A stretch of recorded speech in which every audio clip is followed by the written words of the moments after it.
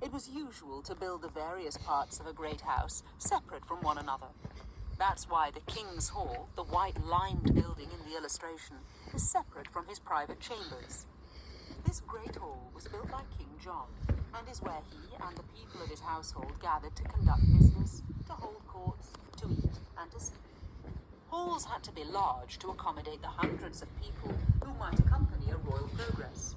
Additionally, there were always travellers to be entertained, pilgrims perhaps, or people on business, and to keep an open house was the sign of a great man.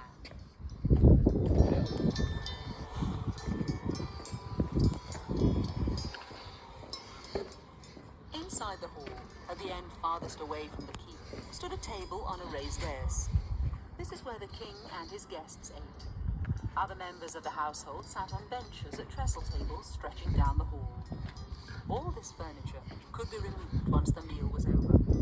Above the king's chair, at the centre of the table, was a canopy, and richly coloured fabrics hung on the walls.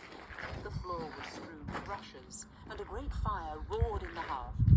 At the end of the hall nearest the keep were 3 doors, hidden by a screen.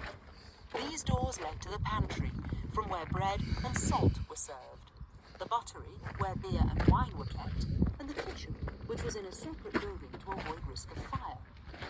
Meals were served with great ceremony, and everyone had their role. There were cupbearers, carvers, yeomen of the cellar and buttery, and order was kept by the might of the hall. Pottage, pig, venison and game, mutton, beef and ball, vegetables such as cabbage, leeks, carrots and turnips, but potatoes were then unknown. At feasts, a swan or peacock might be served, cooked, then redressed in its feathers as a centerpiece, and wine and beer always flowed.